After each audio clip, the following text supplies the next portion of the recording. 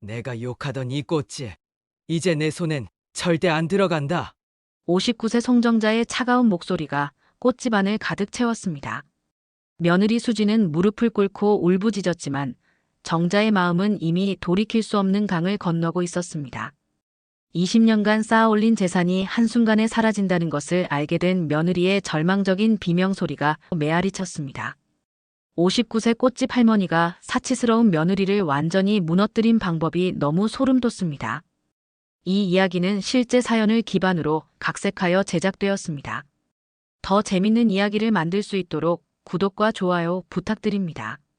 강릉 바닷가 근처 작은 골목 끝자락에 자리한 정잔의 꽃집에서는 오늘도 변함없는 하루가 시작되고 있었습니다. 59세 송정자는 이른 아침부터 꽃들을 돌보며 하루를 여는 것이 20년간 변하지 않은 일상이었죠. 오늘도 예쁘게 피어줘서 고마워. 정자는 장미가지를 조심스럽게 다듬으며 혼잣말을 중얼거렸습니다. 창가에 놓인 오래된 화분에는 남편과 함께 심었던 카네이션이 여전히 붉은 꽃을 피우고 있었어요. 5년 전 세상을 떠난 남편을 떠올리며 정자의 입가에 잔잔한 미소가 번졌습니다. 어머니, 아직도 그 시들어가는 꽃에 물을 주고 계세요? 문득 들려온 목소리에 정자가 고개를 돌렸습니다. 며느리 수진이 명품 핸드백을 들고 꽃집 안으로 들어오고 있었어요. 하이힐 소리가 바닥을 차갑게 울렸습니다. 응, 수진아. 일찍 왔네. 오늘 무슨 일 있어? 정자는 여전히 온화한 표정으로 며느리를 맞았지만 수진의 표정은 달랐습니다. 인상을 찌푸리며 꽃집 안을 둘러보는 눈빛이 불편해 보였어요. 어머니가 이런 꽃집을 계속하시니까 우리 체면이 말이 아니에요. 시어머니가 시장 꽃집 운영한다니. 친구들한테 어떻게 말해요? 수진의 목소리는 점점 날카로워졌습니다. 정자는 손에 들고 있던 가위를 조용히 내려놓았어요. 꽃집이 왜 부끄러운 일이니? 나는 이 일이 좋아서 하는 거야. 좋아서요? 어머니, 요즘이 어느 때인데 아직도 그런 생각을 하세요? 민호도 회사에서 우리 집안 이야기 나올 때마다 얼굴 들기 힘들어해요. 수지는 꽃들을 보는 시선마저 차갑게 변했습니다. 마치 이 모든 것들이 자신의 인생을 방해하는 장애물인 것처럼 말이에요. 정자의 가슴 한편이 서늘해졌습니다. 20년간 정성껏 가꿔온 이 공간을, 남편과의 추억이 서린 이곳을 며느리는 그저 부끄러운 것으로만 보고 있었던 거죠. 그래도 수진아, 이 꽃집으로 너희 결혼 자금도 마련했고 민호 대학 등록금도. 그건 그때 일이고요. 지금은 달라요.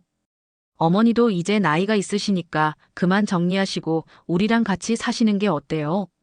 수진의 제안은 얼핏 효심 같아 보였지만 정자는 그 속에 숨겨진 다른 의도를 느꼈습니다. 며느리의 눈빛에서 꽃집 건물과 땅에 대한 계산이 보였거든요. 아직 일할 수 있는데 왜 그만둬야 하니? 요즘 꽃집 장사가 얼마나 된다고요? 온라인으로 다 주문하는 세상인데. 차라리 이 자리 정리해서 상가 임대라도 주시면 훨씬 나을 텐데요. 수진의 말 한마디 한마디가 정자의 마음에 상처를 냈습니다. 하지만 정자는 참았어요. 아들 민호를 생각해서라도 며느리와 갈등을 만들고 싶지 않았거든요. 알겠다. 생각해볼게. 정자의 조용한 대답에 수지는 만족스러운 표정을 지었습니다. 마치 자신이 원하는 방향으로 일이 흘러갈 것이라는 확신에 찬 모습이었어요. 수진이 나간 후 꽃집은 다시 고요해졌습니다. 정자는 창가의 카네이션을 바라보며 깊은 한숨을 내쉬었어요. 남편이 살아있었다면 이런 일을 어떻게 처리했을까요?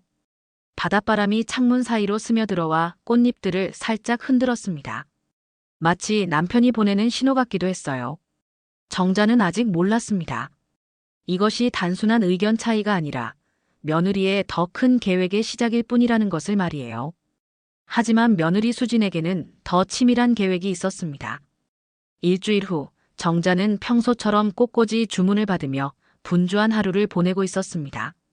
마침 단골 손님 몇 분이 꽃집을 찾아왔어요.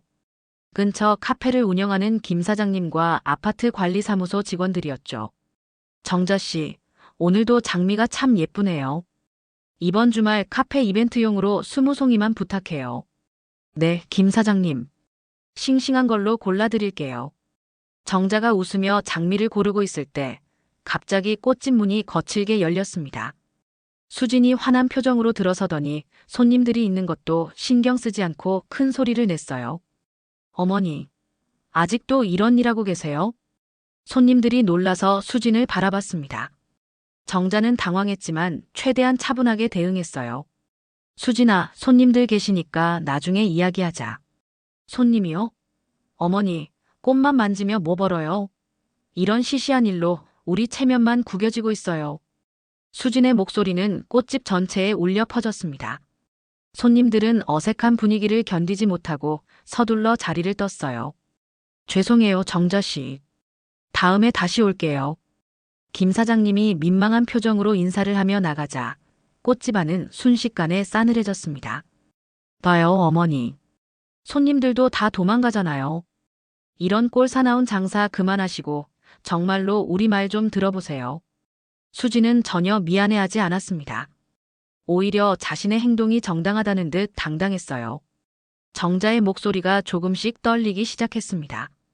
수진아, 아무리 그래도 손님 앞에서는. 손님이 뭐가 중요해요? 어머니가 이런 일 하시니까 민호도 직장에서 무시당하고 저도 친구들 모임에 나가기 창피해요. 요즘 누가 꽃집 같은 걸 해요? 수진의 말 한마디 한마디가 정자의 자존심을 짓밟았습니다. 20년간 성실하게 일해온 자신의 노동을 무가치한 것으로 치부하는 며느리의 태도에 정자는 말문이 막혔어요. 그렇게 생각하는 거였구나. 정자의 작은 중얼거림을 들은 수진은 더욱 기세등등해졌습니다. 어머니도 이제 인정하시는 거죠? 이 자리 정리하고 우리랑 같이 사시면 서로 편할 텐데요. 이 건물이랑 땅도 그냥 놀리지 말고 활용하면 훨씬 많은 돈이 될 거예요. 그때였습니다. 꽃집 문이 다시 열리며 아들 민호가 들어왔어요. 그는 아내와 어머니가 대치하고 있는 모습을 보고 눈치를 챘습니다. 무슨 일이야? 왜 이렇게 분위기가? 민호야, 어머니가 아직도 꽃집 정리할 생각을 안 하셔. 이런 시대에 맞지도 않는 일을 언제까지 하실 거야? 수지는 남편에게 불만을 털어놓으며 지지를 요청했습니다. 민호는 어머니와 아내 사이에서 난처한 표정을 지었어요. 엄마. 수진이 말도 일리가 있긴 해요. 요즘은 온라인으로 꽃 주문하는 시대잖아요. 아들마저 며느리 편을 드는 모습에 정자의 마음은 더욱 무너져 내렸습니다. 그동안 아들을 위해 열심히 일했는데 정작 그 아들은 자신의 노고를 이해하지 못하고 있었던 거죠. 그래, 알겠다. 너희 말이 맞나 보구나. 정자는 힘없이 고개를 끄덕였습니다. 더 이상 싸울 힘이 없었어요. 수진의 얼굴에 승리의 미소가 번졌습니다. 어머니가 현명한 판단을 하셨어요. 이제 우리가 모든 걸 도와드릴게요. 꽃집 정리하고 건물 처분하는 것도 저희가 알아보죠. 아니야, 그건 내가. 어머니는 그냥 편하게 쉬세요. 복잡한 일은 우리가 다 처리할게요. 수지는 정자의 말을 끊으며 이미 모든 것을 계획하고 있는 듯 했습니다. 마치 오래전부터 이 순간을 기다려온 것처럼 말이에요. 민호와 수진이 나간 후 정자는 혼자 남은 꽃집에서 깊은 한숨을 내쉬었습니다. 손님들 앞에서 당한 모욕감과 아들의 배신감이 가슴을 짓눌렀어요. 창가의 카네이션을 바라보며 정자는 남편의 목소리를 떠올렸습니다. 여보, 내가 너무 순진했나? 꽃잎들이 바람에 살랑거렸지만 이제는 위로가 되지 않았습니다. 정자의 마음속 깊은 곳에서 처음으로 차가운 감정이 싹트기 시작했어요. 하지만 수지는 몰랐습니다. 자신이 건드린 것이 단순한 할머니가 아니라 20년간 혼자 힘으로 사업을 일궈낸 강인한 여성이라는 것을 말이에요. 며칠 후 정자는 꽃집 정리를 어떻게 할지 고민하며 장부를 정리하고 있었습니다. 20년간의 기록들을 하나씩 넘겨보니 남편과 함께했던 추억들이 되살아났어요. 특히 아들 민호의 대학 등록금을 마련하느라 밤늦게까지 꽃다발을 만들던 날들이 생생했죠. 어머니, 바쁘세요? 문득 수진의 목소리가 들렸습니다. 평소보다 한결 부드러운 톤이었어요. 정자는 고개를 들어 며느리를 바라봤습니다. 아니야, 수진아. 들어와. 수진은 평소와 달리 조심스럽게 꽃집 안으로 들어왔습니다. 손에는 고급스러운 쇼핑백을 들고 있었어요. 어머니, 이번에 꽃집 정리하시기로 결정해 주셔서 정말 다행이에요. 저희도 어머니 걱정이 많았거든요. 수지는 의자에 앉으며 달콤한 말로 정자를 달랬습니다. 하지만 정자는 며느리의 진짜 속마음을 알고 있었어요. 그런데 어머니, 한 가지 부탁이 있어요. 무슨 부탁? 사실 저희가 요즘 생활이 좀 어려워서요. 민호 회사 사정도 좋지 않고 제가 아이를 가지려고 준비 중이라 일도 못하고 있어서. 수진의 목소리가 점점 애절해졌습니다. 정자는 며느리의 말에 귀를 기울였어요. 아이를 가지려고 한다고.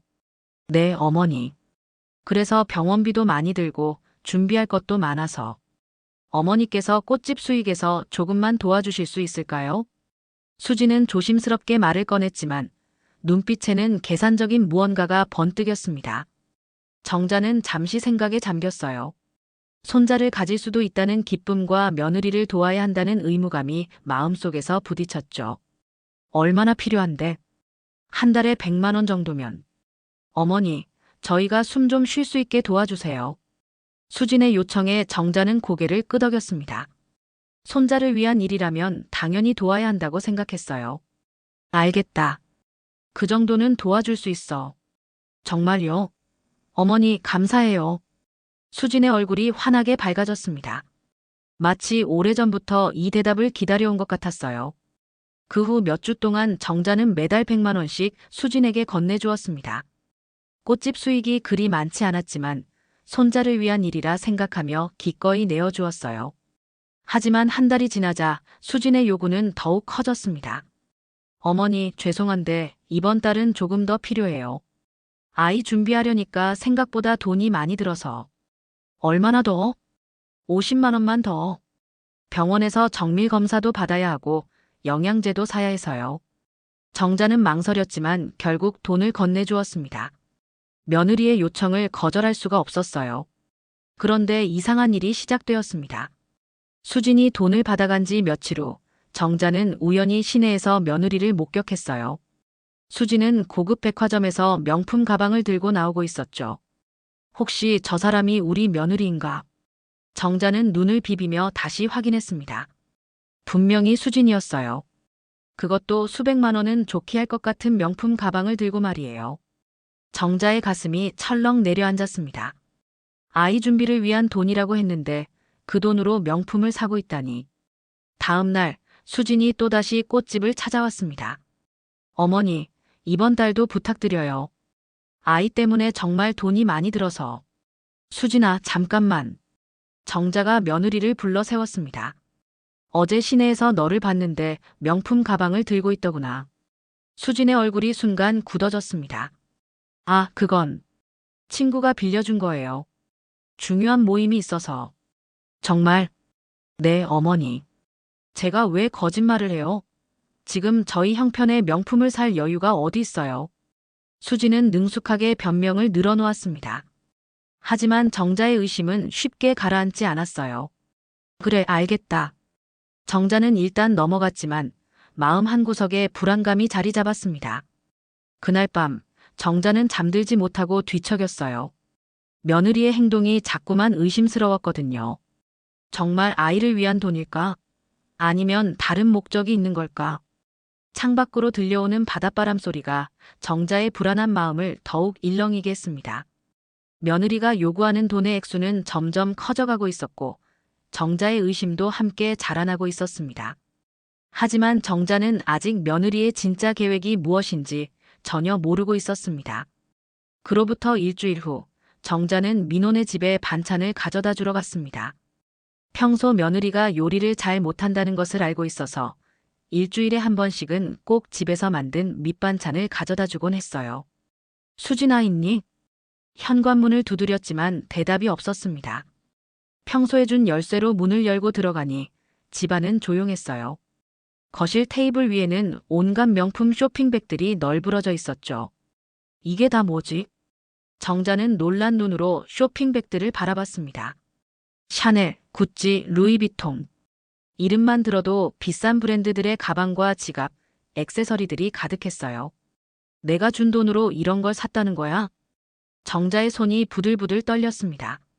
아이를 위한 돈이라고 했는데 실제로는 자신의 사치를 위해 쓰고 있었던 거죠. 그때 침실에서 수진의 목소리가 들려왔습니다. 전화 통화를 하고 있는 것 같았어요. 언니, 나 요즘 완전 럭셔리 라이프야. 시어머니가 매달 돈 주니까 얼마나 좋은지 몰라. 정자는 몸을 숨기고 며느리의 대화를 들었습니다. 아이 준비한다고 둘러댔더니 완전 속아 넘어가더라고. 진짜 순진해서 다행이야. 이번 달에도 150 받았어. 수진의 웃음소리가 정자의 귀를 찔렀습니다. 병원비 영양제비라고 하니까 의심도 안 해. 근데 내가 왜 애를 가져야 해? 내 몸매 망가지는데. 차라리 이 돈으로 예쁘게 꾸미는 게 훨씬 나아. 정자는 믿을 수 없다는 표정으로 입을 막았습니다. 손자에 대한 기대, 며느리에 대한 믿음이 한순간에 산산조각 났어요. 그리고 말이야, 시어머니가 꽃집 정리하면 그 건물이랑 땅이 얼마나 될지 알아. 강릉 바닷가 쪽인데 최소 5억은 할 거야. 결국 다 우리 거잖아.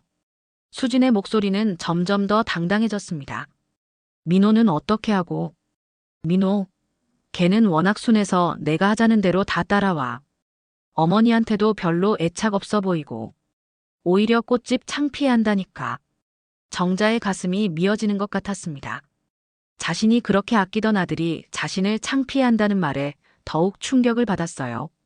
그래도 조심해야 하는 거 아니야? 들키면 어떻게 할 거야? 뭘 들켜? 어머니는 너무 착하셔서 의심할 줄도 모르세요. 게다가 나이 드시니까 기억력도 가물가물하고. 완전 호구 아니야? 호구라는 단어가 정자의 심장을 찔렀습니다. 자신이 며느리에게는 그저 이용당하는 존재에 불과했던 거죠. 언니도 시어머니 있으면 이렇게 해봐. 효과 만점이야. 수진의 대화가 끝나갈 무렵 정자는 조용히 집을 나왔습니다. 반찬은 그대로 놓고 온 채로 말이에요. 집으로 돌아가는 길, 정자의 눈에서 눈물이 흘러내렸습니다. 20년간 꽃집을 운영하며 모은 돈을 아들과 며느리를 위해 기꺼이 내어주었는데 그들에게는 그저 우롱당할 호구에 불과했던 거예요. 내가 그렇게 만만해 보였나? 정자는 혼잣말을 중얼거리며 꽃집으로 돌아왔습니다. 평소에는 향긋했던 꽃향기마저 쓰디쓴 냄새로 느껴졌어요. 그날 밤 정자는 통장을 꺼내어 지난 몇 개월간의 거래 내역을 확인했습니다. 며느리에게 준 돈만 해도 벌써 500만 원이 넘었어요. 그 돈으로 수지는 명품을 사고 자신을 비웃고 있었던 거죠. 아이 준비는 거짓말이었고 나를 호구로 생각했구나. 정자의 손이 통장을 꽉 움켜쥐었습니다. 그동안 참아왔던 분노가 서서히 끓어오르기 시작했어요. 창가의 카네이션을 바라보며 정자는 남편에게 속삭였습니다. 여보, 나 이대로 당하고만 있어야 할까? 우리가 평생 모은 돈을 저렇게 우롱당해도 되는 걸까? 바닷바람이 창문을 흔들었습니다. 마치 남편이 답을 해주는 것 같았어요. 정자의 눈빛이 서서히 변하기 시작했습니다. 더 이상 착한 시어머니로만 살 수는 없었어요. 며느리가 자신을 호구로 여긴다면 이제는 진짜 누가 호구인지 보여줄 때였죠. 하지만 정자에게는 며느리가 상상도 못할 비밀 계획이 있었습니다. 며느리의 진실을 알게 된 다음 날 정자는 평소와 달리 일찍 꽃집을 정리하고 시내로 나갔습니다. 20년간 꽃집만 지키며 살아온 정자에게는 낯선 일이었어요. 안녕하세요, 어르신. 무엇을 도와드릴까요?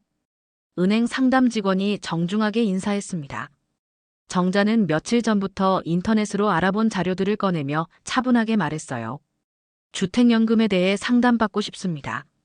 아, 주택연금 말씀이시군요. 혹시 상속인이 있으신가요?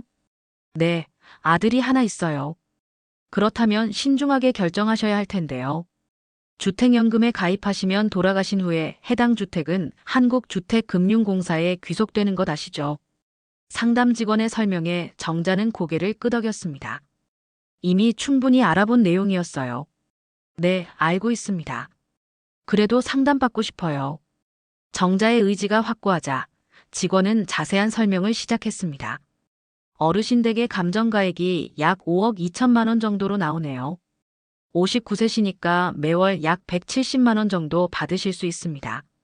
정자의 눈이 반짝였습니다. 매월 170만 원이면 며느리에게 의존하지 않고도 충분히 여유롭게 살 수 있는 금액이었어요. 절차가 어떻게 되나요? 서류 준비하시고 심사 받으시면 약 2주 정도 소요됩니다. 다만 가족분들과 충분히 상의하시고 결정하시는 게 좋을 것 같은데요. 아니에요. 제가 혼자 결정할 수 있는 일이에요. 정자의 목소리에는 확신이 차 있었습니다. 그날 저녁 정자는 꽃집에서 주택연금 서류를 꼼꼼히 검토했습니다. 59세부터 죽을 때까지 매달 일정 금액을 받고 사후에는 집이 금융공사 소유가 되는 시스템이었어요. 이렇게 되면 수진이 원하던 5억짜리 건물은 물 건너가는 거지. 정자는 씁쓸하게 웃었습니다. 며느리가 그렇게 탐내던 재산이 한순간에 사라지게 되는 거죠. 며칠 후 주택연금 심사가 통과되었다는 연락이 왔습니다.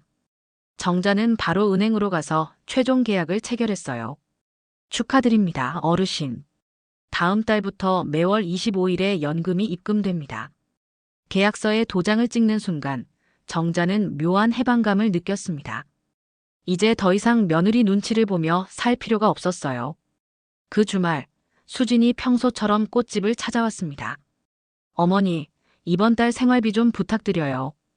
요즘 물가도 올랐고 병원비도 더 들어서. 여전히 아이 핑계를 대는 수진을 보며 정자는 속으로 웃었습니다. 수진아, 미안한데 이번 달은 좀 어려울 것 같구나. 네. 왜요?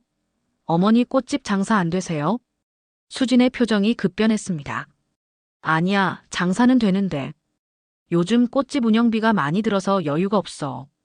그럼 다음 달에는 줄 수 있으시죠? 글쎄, 그때 봐야 알겠구나. 정자의 애매한 대답에 수진은 불안해하기 시작했습니다. 지금까지 정자가 거절한 적이 한 번도 없었거든요. 어머니, 혹시 제가 뭘 잘못했나요? 갑자기 왜 이러세요? 잘못한 게 있니? 정자가 되묻자 수진은 당황했습니다. 아, 아니에요. 그냥 어머니가 평소와 달라서요. 나는 평소와 똑같은데. 정자는 의연하게 대답했습니다. 수진은 뭔가 이상함을 느꼈지만 확신할 수는 없었어요. 수진이 나간 후 정자는 책상 서랍에서 주택연금 계약서를 꺼내 다시 한번 확인했습니다. 이제 시작이야, 수진아. 내가 날 호구로 봤다면 진짜 호구가 누구인지 보여줄게. 정자의 눈빛에 강인한 의지가 서렸습니다. 20년간 혼자 힘으로 사업을 일궈낸 여성의 진짜 모습이 서서히 드러나기 시작했어요. 창가의 카네이션이 저녁 햇살을 받아 더욱 붉게 빛났습니다. 마치 정자의 복수심을 상징하는 것 같았어요. 며느리는 아직 몰랐습니다. 자신이 그토록 탐내던 5억짜리 재산이 이미 한국주택금융공사 소유가 되어버렸다는 것을 말이에요. 하지만 정자의 진짜 계획은 이제 막 시작될 뿐이었습니다. 한 달이 지나자 수진의 인내심은 한계에 달했습니다. 정자가 계속해서 돈을 주지 않자 수진은 점점 초조해졌어요. 명품 할부금 때문에 카드 대금이 밀리기 시작했거든요. 어머니, 정말 급해요. 이번 달에는 꼭 도와주셔야 해요. 수진이 꽃집으로 들어서자마자 다급하게 말했습니다. 평소의 가식적인 미소는 온데간데없고 절박한 표정만 남아있었어요. 왜 그렇게 급하니? 정자는 국화를 다듬으며 태연하게 물었습니다. 병원비 때문에. 아니, 생활비가 정말 부족해서요. 어머니가 도와주지 않으시면 저희가 어떻게 살아요? 수진의 목소리가 점점 높아졌습니다. 지금까지 정자를 쉽게 조종할 수 있다고 생각했는데 갑자기 태도가 바뀌니 당황스러웠어요. 수진아, 나도 요즘 여유가 없어서. 여유가 없다니요? 어머니는 꽃집도 하시고 집도 있으시잖아요. 수진의 본성이 서서히 드러나기 시작했습니다. 더 이상 예의를 차릴 여유가 없었거든요. 그래도 내 형편도 있는 거 아니니? 형편이요? 어머니, 솔직히 말씀드릴게요. 저희가 어머니 꽃집 창피해서 얼마나 힘든지 아세요? 그래도 참고 살고 있는 건데 이런 식으로 나오시면 안 되죠. 수진의 가면이 완전히 벗겨졌습니다. 평소에 속으로만 생각했던 말들이 쏟아져 나왔어요. 정자는 조용히 가위를 내려놓고 며느리를 바라봤습니다. 그래, 이제 진심이 나오는구나. 네, 무슨 말씀이세요? 내가 내 전화통화 다 들었어. 정자의 차분하지만 날카로운 목소리에 수진의 얼굴이 순식간에 창백해졌습니다. 방금 전까지 당당하게 소리치던 입이 바들바들 떨리기 시작했어요. 눈동자가 좌우로 흔들리며 당황한 기색이 역력했죠. 전화 통화요? 무슨. 수진의 목소리가 갑자기 떨리기 시작했습니다. 평소 자신만만하던 모습은 온데간데 없고 마치 벼락을 맞은 것처럼 몸이 굳어 있었어요. 손에 들고 있던 명품 핸드백이 바닥에 떨어질 정도로 충격을 받은 상태였습니다. 아이 준비한다면서 내 돈으로 명품 사고 나를 호구라고 부르더구나. 수지는 입을 벌린 채 말을 잇지 못했습니다. 들킨 것이 확실했어요. 어머니, 그건 오해예요. 제가 언제 그런 말을. 오해? 내가 친구한테 한 말 그대로 따라 해볼까? 시어머니가 너무 순진해서 완전 호구라고 했지. 정자의 정확한 인용에 수지는 더 이상 변명할 수 없었습니다. 그리고 내 꽃집을 정리하면 5억은 될 거라고, 결국 다 너희 거라고 했지. 수진의 계산이 모두 드러나자 그녀는 오히려 개소리를 냈습니다. 그래서 어쩌실 건데요? 어차피 어머니 돌아가시면 다 민호 거 아니에요? 저희가 미리 받아서 뭐가 잘못된 거예요? 미리 받다니. 거짓말로 속여서 가져간 게 미리 받는 거니. 거짓말이요? 저희가 정말 힘들어서 도움 요청한 건데. 수지는 끝까지 우기려 했지만 정자는 이미 모든 증거를 알고 있었어요. 힘들어서? 그럼 백화점에서 명품 가방 사는 건 뭐니? 샤넬, 구찌. 다 내 돈으로 산 거 아니야? 수진의 얼굴이 붉어졌습니다. 이제 완전히 들킨 상황에서 오히려 화를 내기 시작했어요. 그래요, 맞아요. 제가 명품 샀어요. 그게 뭐가 잘못된 거예요? 시어머니가 며느리 위해 돈 쓰는 게 당연한 거 아니에요? 당연하다고. 네. 어머니는 혼자 사시면서 돈 쓸 데도 없잖아요. 저희한테 주는 게 당연하죠. 수진의 뻔뻔함에 정자는 더 이상 참을 수 없었습니다. 내가 욕하던 이 꽃집, 이제 내 손엔 절대 안 들어간다. 무슨 소리예요? 집도 재산도 이미 내 이름을 떠났어. 정자는 서랍에서 주택연금 계약서를 꺼내 수진 앞에 내밀었습니다. 수진이 계약서를 보는 순간 그녀의 얼굴에서 모든 혈색이 사라졌어요. 이게 뭐예요? 주택연금이야. 내가 죽으면 이 집과 꽃집은 모두 한국주택금융공사 소유가 되는 거지. 너희는 한 푼도 못 받아. 아, 안 돼요. 어머니, 이걸 왜 하셨어요? 수진이 무릎을 꿇고 울부짖기 시작했습니다. 제가 잘못했어요. 다시는 그런 일 없을게요. 계약 취소하세요. 취소? 이미 늦었어. 계약은 완료됐고 나는 매달 연금을 받고 있거든. 수진의 절망적인 비명소리가 꽃집 전체를 울렸습니다. 그토록 탐내던 5억짜리 재산이 한순간에 사라진 거예요. 어머니, 제발요. 민호는 어떡해요? 민호도 모르는 일이에요. 민호, 내 편만 들던 그 민호 말이니? 정자의 차가운 목소리에 수지는 더욱 절망했습니다. 호구라고 생각했던 시어머니가 결국 내 모든 계획을 망쳐버렸구나.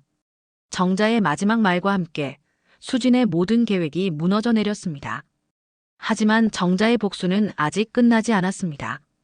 수진이 꽃집에서 절규하며 나간 지 이틀 후 민호가 꽃집을 찾아왔습니다. 그의 얼굴은 초췌해 보였고 눈가에는 피로가 가득했어요. 엄마, 정말 주택연금에 가입하신 거예요? 민호의 목소리에는 믿을 수 없다는 감정이 섞여 있었습니다. 그래, 가입했어. 정자는 담담하게 대답했습니다. 아들의 반응을 이미 예상하고 있었거든요. 왜? 왜 그런 중요한 일을 저희와 상의도 없이 하셨어요? 상의? 내가 언제 내 의견을 물어본 적 있니? 정자의 반문에 민호는 할 말을 잃었습니다. 엄마, 수진이가 잘못한 건 인정해요. 하지만 이렇게까지 하실 필요가 있었나요? 저희도 반성하고 있어요. 반성? 들키니까 반성하는 거지. 정자는 아들을 바라보며 깊은 한숨을 내쉬었어요. 민호야, 너도 내 꽃집이 창피하다고 생각했지? 그건 수진이 전화해서 말하더구나. 내가 직장에서 창피해한다고. 민호의 얼굴이 붉어졌습니다. 부인할 수 없는 사실이었거든요. 엄마, 죄송해요. 제가 철없었어요. 철없었다고. 20년간 내가 이 꽃집으로 너 키우고 대학 보내고 결혼자금 마련해줬는데 그게 다 창피한 일이었구나. 정자의 목소리에 서운함이 가득했습니다. 그게 아니에요, 엄마. 저도 감사하게 생각하고 있어요. 감사하게 생각한다면서 왜 수진이 편만 들었니? 민호는 대답할 수 없었습니다. 어머니 말이 맞았거든요. 그때 수진이 꽃집으로 들어왔습니다. 며칠 사이 많이 야위어 보였고 평소에 화려한 옷차림 대신 수수한 옷을 입고 있었어요. 어머니, 제발 한 번만 더 기회를 주세요. 제가 정말 잘못했어요. 수진은 정자 앞에 무릎을 꿇고 빌기 시작했습니다. 이미 늦었어, 수진아. 늦지 않았어요. 주택연금도 초기에는 해지할 수 있다고 들었어요. 제발 해지해주세요. 수진의 목소리는 절망적이었습니다. 하지만 정자는 단호했어요. 안 돼. 이미 결정한 일이야. 어머니, 그럼 저희는 어떻게 살아요? 제가 산 물건들 다 팔아서 돈 갚을게요. 늦었다고 했잖아. 정자의 차가운 대답에 수진은 더욱 절규했습니다. 민호야, 당신이 어머니한테 말해봐. 이건 너무 심한 거 아니야?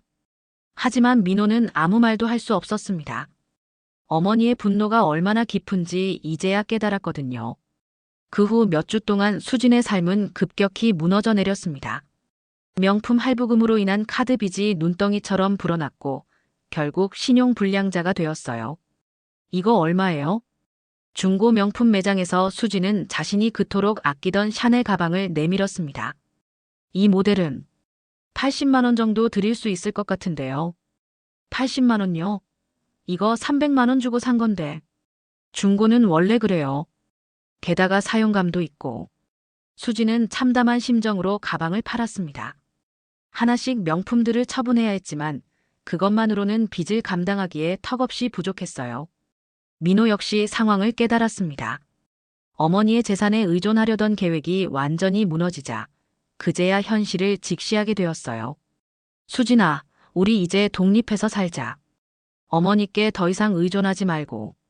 독립? 지금 우리 상황에 무슨 독립이야? 빚 때문에 죽겠는데. 그래도 어머니 눈치 보며 사는 것보다 나아.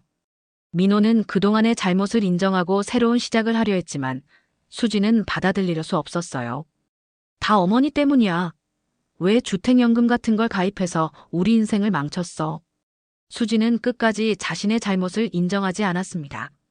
한편 정자는 매달 들어오는 주택연금으로 여유로운 생활을 시작했습니다. 더 이상 며느리 눈치를 보지 않아도 되니까 마음이 한결 편해졌어요. 이제야 진짜 내 인생을 사는 것 같구나. 정자는 창가에 카네이션에 물을 주며 혼잣말을 중얼거렸습니다. 남편이 살아있다면 자신의 선택을 지지해 줄 것 같았어요. 며칠 후 정자는 뜻밖의 소식을 들었습니다. 수진이 민호에게 이혼을 요구했다는 거예요. 엄마, 수진이가 이혼하자고 해요. 민호가 꽃집을 찾아와 힘없이 말했습니다. 그래? 네.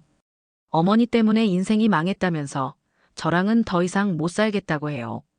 정자는 별로 놀라지 않았습니다. 이미 예상했던 일이었거든요. 그럼 이혼해라. 엄마. 원래 진짜 사랑이었다면 돈 때문에 헤어지지 않았을 거야.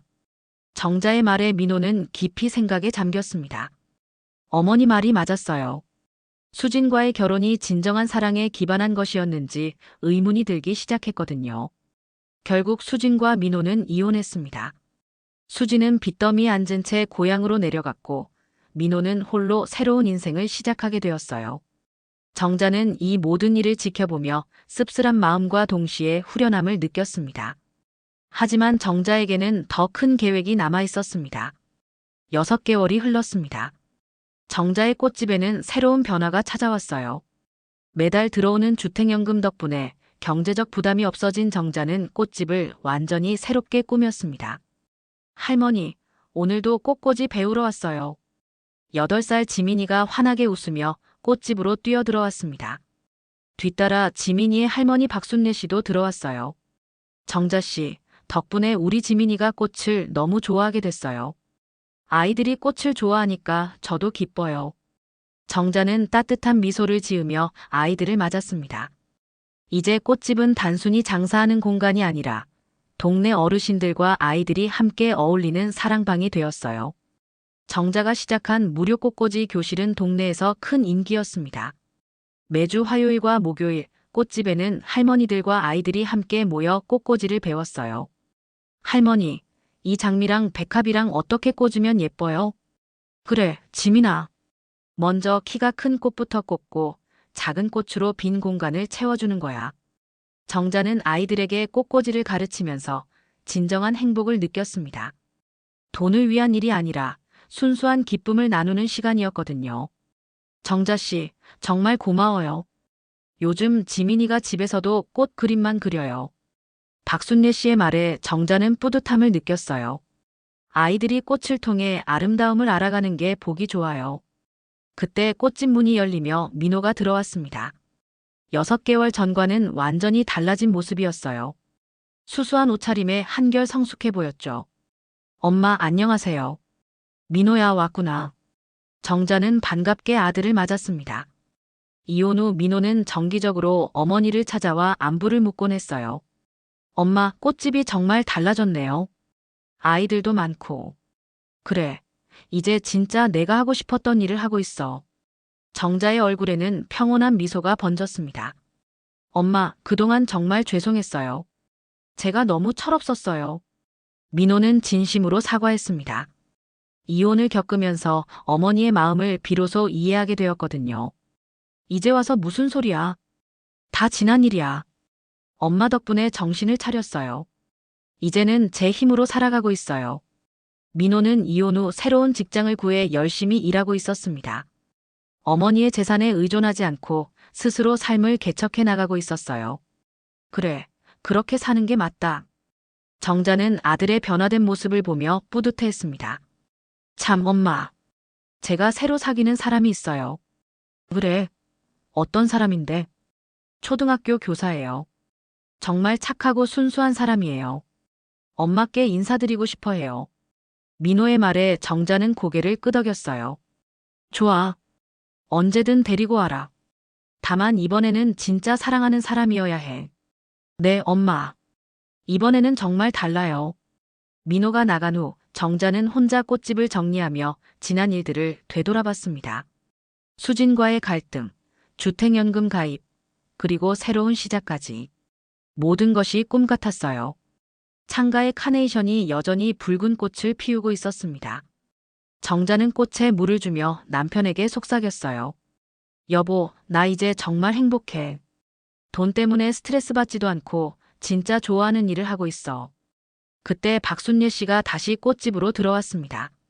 정자 씨, 다음 주에 우리 동네 경로당에서 꽃꽂이 시연회 해주실 수 있어요? 어르신들이 정자 씨 소문 듣고 너무 보고 싶어 해요. 물론이죠. 기꺼이 해드릴게요. 정자는 흔쾌히 승낙했습니다. 이제 꽃은 단순히 파는 물건이 아니라 사람들에게 기쁨을 전하는 매개체가 되었어요. 저녁이 되자 정자는 하루 일과를 마무리했습니다. 매출을 계산할 필요도 없었어요. 주택연금 덕분에 경제적 걱정이 없었거든요. 이제야 진짜 내 인생을 사는 것 같구나. 정자는 꽃집을 둘러보며 만족스러워했습니다. 벽에는 아이들이 그린 꽃 그림들이 가득 붙어 있었고 한쪽에는 할머니들과 찍은 사진들이 전시되어 있었어요. 문득 정자는 수진이 궁금해졌습니다. 지금쯤 어떻게 살고 있을까요? 하지만 더 이상 미운 마음은 없었어요. 오히려 수진 덕분에 자신의 진짜 행복을 찾을 수 있었다고 생각했거든요. 달빛이 꽃집 창문으로 스며들어왔습니다. 정자는 창가의 카네이션을 마지막으로 바라보며 하루를 마무리했어요. 고마워, 여보. 내가 남긴 꽃으로 새로운 인생을 시작할 수 있었어. 꽃향기가 은은하게 퍼져나가며 정자의 평온한 하루가 끝났습니다. 이제 정자에게는 매일이 새로운 꽃길이었어요. 진짜 행복은 많은 돈이나 큰 집에 있는 게 아니라 자신이 좋아하는 일을 하며 사람들과 사랑을 나누는 데 있다는 것을 정자는 깨달았습니다. 그리고 가장 중요한 건 자신의 가치를 스스로 지켜내는 것이라는 교훈을 얻었어요. 아무리 가족이라도 자신을 무시하고 이용하려 한다면 용기를 내어 맞서야 한다는 것을 말이에요. 정자의 새로운 인생은 이제 막 시작되었습니다. 오늘 이야기 어떠셨나요? 이야기가 재밌으셨다면 구독과 좋아요 한 번씩 눌러주세요. 내일도 다락방 라디오를 찾아주세요. 감사합니다.